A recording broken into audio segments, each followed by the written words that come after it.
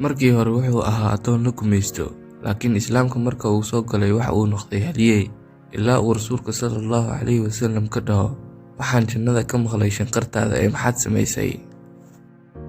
Assalaamu calaykum, soo dhawaada saaxiibayaal. Maanta waxaynu sharaxaynaa qiso film animation lagu magacaabo Bilaal. Wuxuu ka sheekeynayaa qisada saxaabigii Bilaal ibnu Rabaax, Alle ha ka raali noqdee.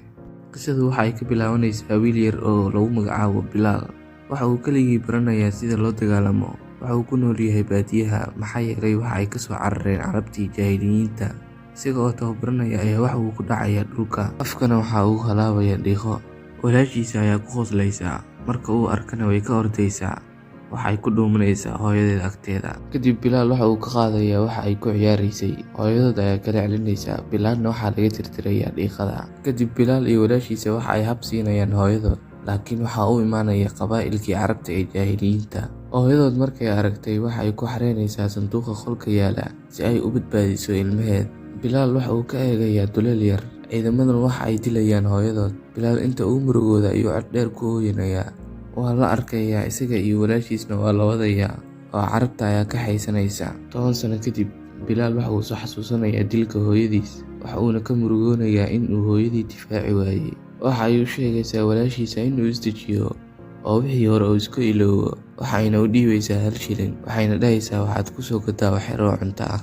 Kadib Bilaal waa uu soo baxayaa, waxa uu imaanayaa suuqa si uu wax ugu soo iibiyo ninkii adoonsanayay oo lagu magacaabo Umayya ibnu Khalaf. Bilaal waxa uu arkayaa nin lagu magacaabo Cuqba oo iibinaya sanamyo. Waxauna Cuqba dhahayaa dadka isagoo been u sheegaya sanamyadan in ay dadka caawinayaan, siinayaan awood badan, laakiin Bilaal muhiim uma aha oo lacag ma bahaysto oo ku iibsado. Safwaan ibnu Umayya waalidkiisa waa ninka adoonsanaya Bilaal oo ah Umayya ibnu Khalaf. Safwaan waxa uu ciidamadiisa u sheegayaa in ay u qabtaan Bilaal walaashiisa si uu u dilo.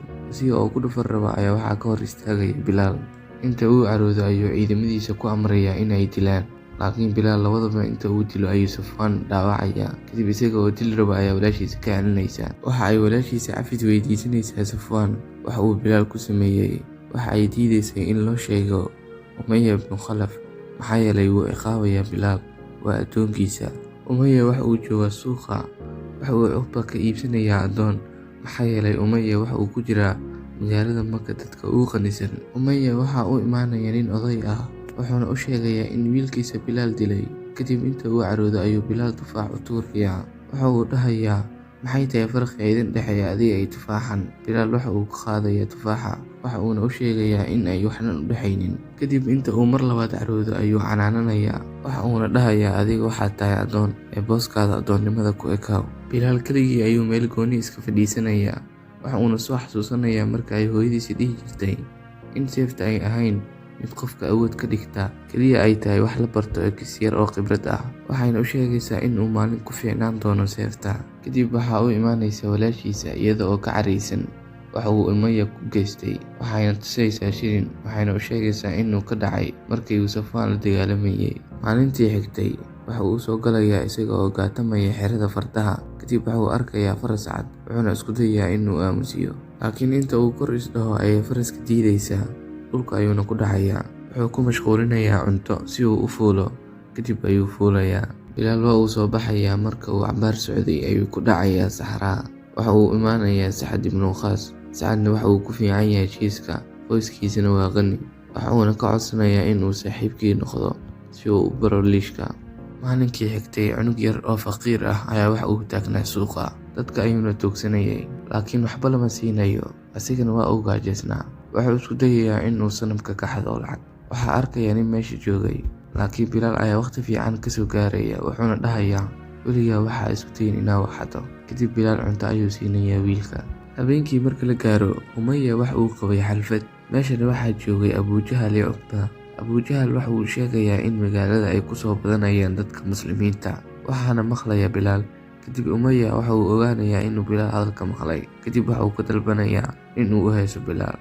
Bilaal waxa uu ku heesayaa heesta marka uu yaraa ay hooyadiisa u qaadi jirtay, oo ayna ka helayaan codkiisa. Maalintii xigtay, Bilaal saaxiibkiisa oo biyo arooraya ayaa waxaa arkaya Abujahal. Abujahal ciidamadiisa waxa uu ku amrayaa in ay dilaan, Bilaal wuxuu isku dayayaa inuu caawiyo, laakiin askarta ayaa celinaysa wayna dilayaan. Kadib waxaa imaanaya nin faras ku socda oo dagaalyahan ah, waxa uuna dilayaa mid ka mid ah askarta. Shakhsigaasna waa Xamsa ibnu Cabdilmuttalib, adeerka rasuulka sallallahu calayhi wasallam. Marka uu faraska kasoo dego, waxa uu dharbaaxayaa Abu Jahl, ciidamadiisana waxa uu ku dhahayaa kii awood leh ha ila dagaalamo. Kadib way ka cabsanayaan. Bilaal waxa uu ka helayaa geesinimada iyo awoodda Xamsa, waxa uuna u tagayaa Abubakar Sidiiq, wuxuuna go'aansanayaa inuu islaamo. Halkaas ayuu ku islaamay. Habeenkii marka la gaaro ayuu walaashiisa u sheegayaa Bilaal inuu islaamay. Kadib waxaa maqlaya Safwaan waxa uu aabihiisa u sheegayaa inuu islaamay Bilaal. Kadib Umayya waxa uu wareysanayaa Bilaal, waxa uuna dhahayaa hadalka Safwaan xaqiiqa miya? Bilaal inta uu awood isku yeelo ayuu dhahayaa waan islaamay, hadda kadibna ma ihi addoon kuu shaqeeya. Kadib inta uu Umayya xanaaqo ayuu ciidamadiisa ku amrayaa in ay Bilaal cadaabaan ayna xiraan.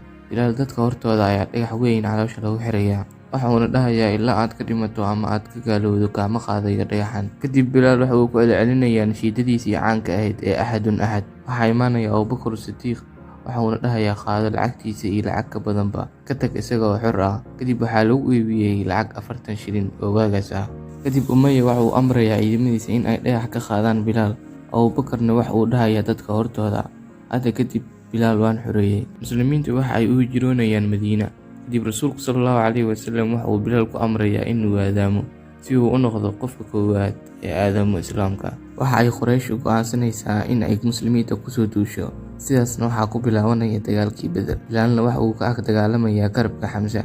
Abu Jahl waxa uu isku dayayaa inuu Xamsa dilo, laakiin uma suurtoobayso, asiga ayaa la dilayaa. Kadib Bilaal waxa ay isla dagaalayaan Umayya bin Khalaf, waxaana u suurta gashay Bilaal inuu dilo Umayya.